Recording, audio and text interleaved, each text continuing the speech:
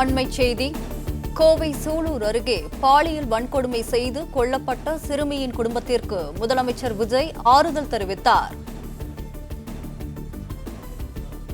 கொலை செய்யப்பட்ட 10 வயது சிறுமியின் குடும்பத்தினரிடம் தொலைபேசியில் தொடர்பு கொண்டு முதலமைச்சர் விஜய் ஆறுதல் கூறினார்.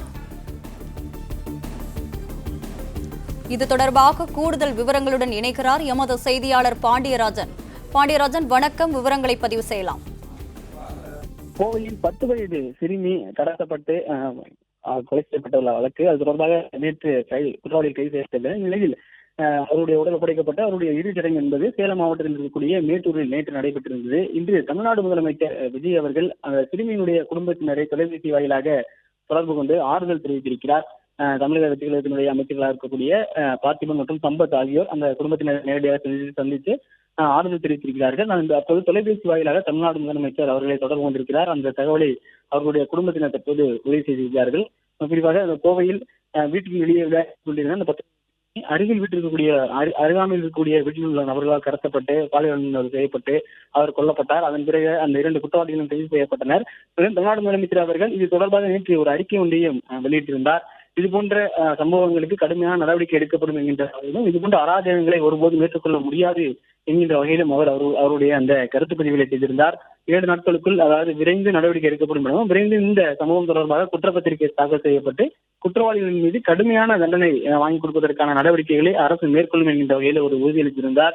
குறிப்பாக குழந்தைகளுக்கு எதிரான குற்றங்களில் அரசு ஒருபோதும் ஏற்காது எனவும், அதில் மன்னிக்க முடியாத அளவிற்கான அந்த குற்றத்திற்கு கடுமையான தண்டனைகள் வழங்கப்படும் என்கின்ற வகையிலும் தமிழ்நாடு முதலமைச்சர் அவர்கள் நேற்று அவருடைய அந்த அறிக்கையில் சொல்லியிருந்தார். உடனடியாக குற்றப்பத்திரிகை தாக்கல் செய்வதற்கான அந்த ஏற்பாடுகளை செய்யும்படியும், இந்த வழக்கை விரைந்து நடத்த வேண்டும், குற்றவாளிகளுக்கு தண்டனை கொடுக்க வேண்டும் என்கின்ற வகையிலும் தமிழ்நாடு முதலமைச்சர் அவர்கள் நேற்று சில அறிவுறுத்தல்களை காவல்துறைக்கு வழங்கியிருந்ததாக சொல்லப்பட்டிருந்தது.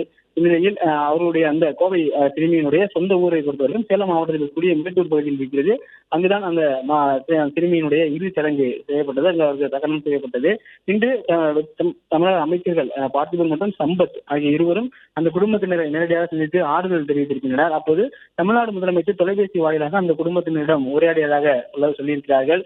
மேலும் இது போன்ற துயரமான சம்பவங்களில் எப்போதும் கூட இருக்க வேண்டும் என்கின்ற வகையிலே அவர்களுக்கு ஆறுதலை தெரிவிப்பதாக நேற்று தமிழ்நாடு முதலமைச்சர் விஜய் அவர்கள் ஒரு கருத்து பதிவு செய்திருந்தார்.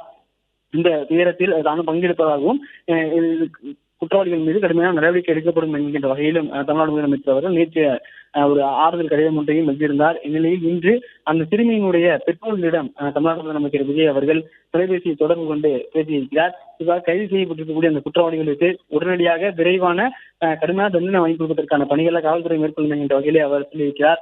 இந்த துயரத்தில் தானும் பங்கெடுத்துக் கொள்வதாகவும், மேலும் எப்போதும் உடன் இருப்பதாகவும் முதலமைச்சர் வெளியிட்டதாகவும் சொல்லப்பட்டிருக்கிறது. தமிழக அமைச்சர்கள் சம்பத் மற்றும் தமிழன் பார்த்திபன் ஆகிய இருவரும் அங்கே சென்று அந்த குடும்பத்தினரை சந்தித்திருக்கிறார்கள் மேட்டூரில். அப்போது தமிழ்நாடு முதலமைச்சர் தொலைபேசி வாயிலாக அந்த சிறுமியினுடைய பெற்றோர்களிடம் தொலைபேசி வாயிலாக நலஞ்சார்த்திருக்கிறார். அவர்களுடைய துக்கத்தில் அவர் பங்கெடுத்துக் கொள்வதாகவும் அவர் தெரிவித்திருக்கிறார். பிளே ஸ்டோர் மற்றும் ஆப் ஸ்டோரில் இருந்து பாலிமர் செயலியை QR கோடு மூலம் பதிவிறக்கம் செய்யுங்கள். செய்திகளை உடனுக்குடன் பெறுங்கள்.